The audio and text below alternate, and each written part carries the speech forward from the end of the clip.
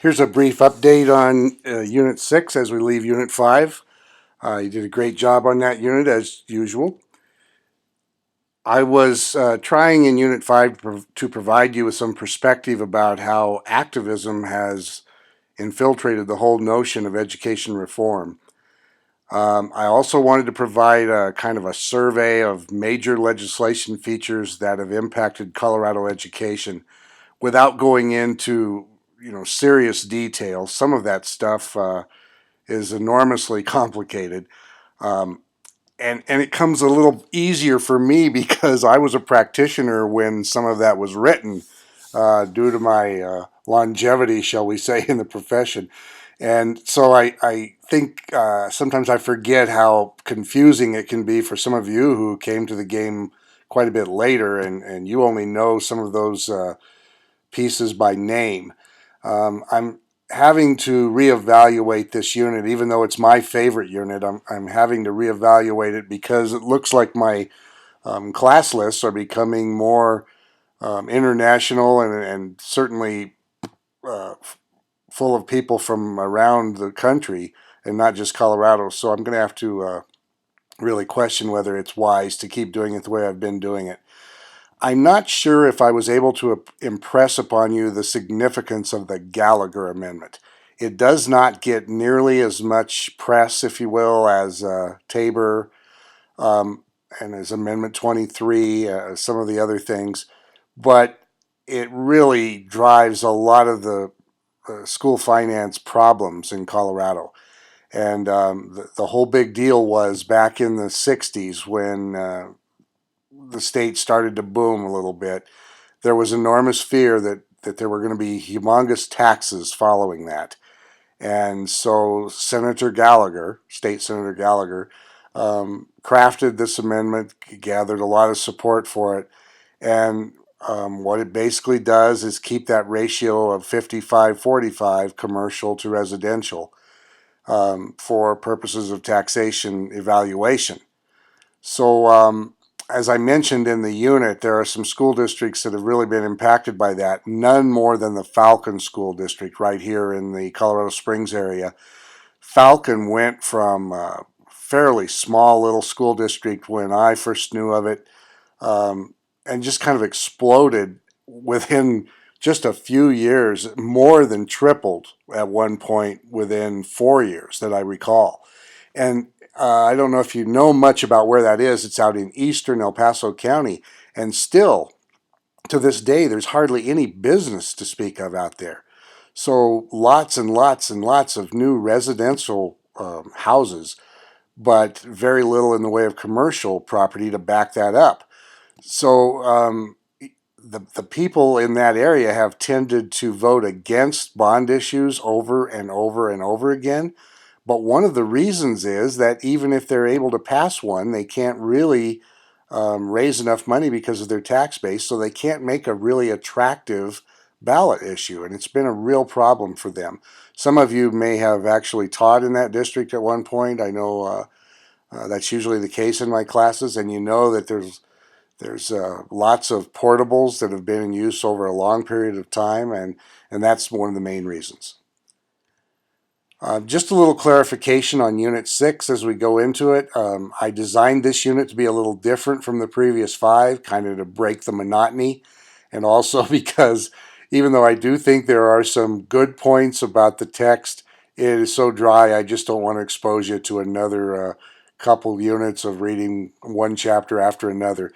There will be no discussion forum for this unit, so you don't have anything due on Thursday night.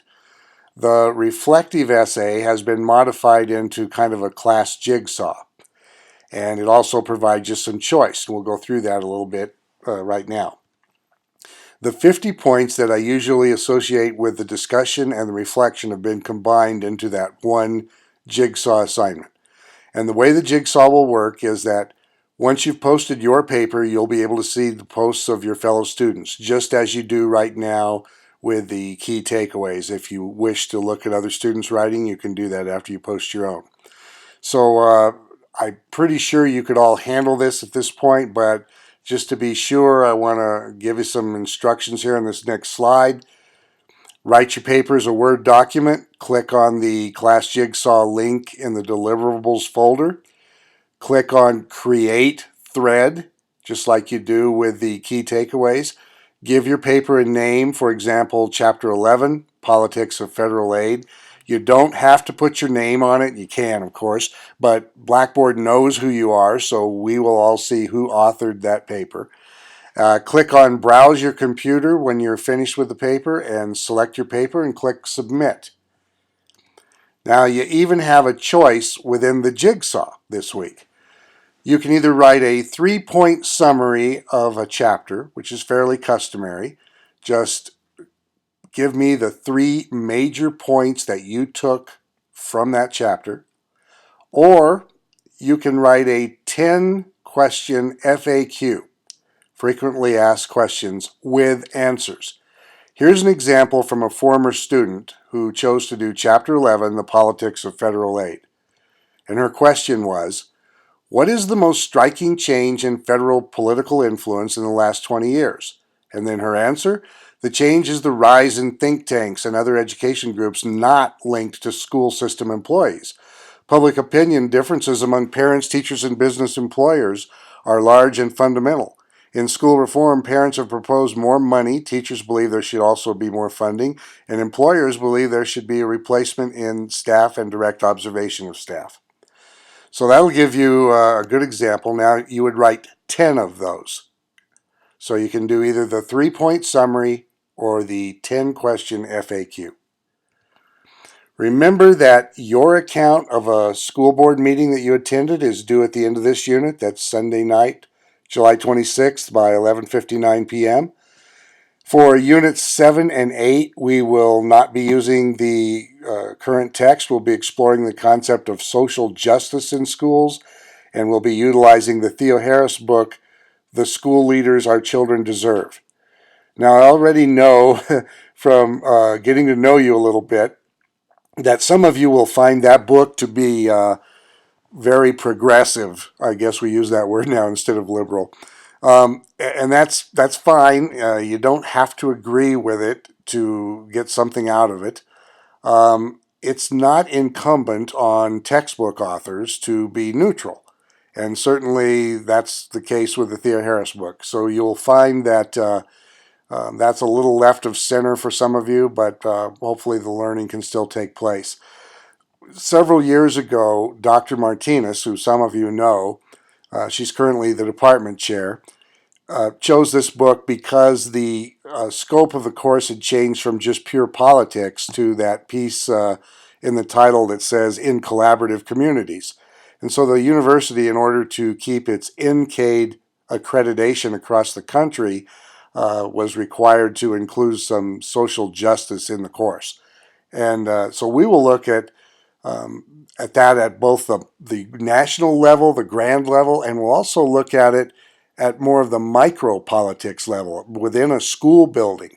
There are also politics, as you all know, in every school building. So we'll look a little bit at some of that as we go through. The last thing I'd like to tell you is that your FCQs, that little survey that the university asks you to do on every course you take, will be administered to you July 27th through August 2nd. So that's coming right up.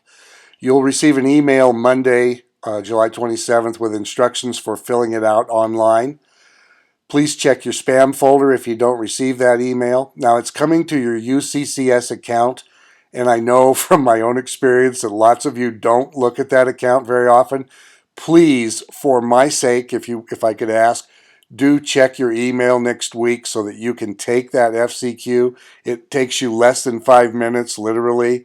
It's a big help to me. I'm an adjunct faculty, so I'm the low man on the totem pole, and the feedback that my students have given on the FCQ has helped me greatly with the university, so I'd appreciate your full participation in that.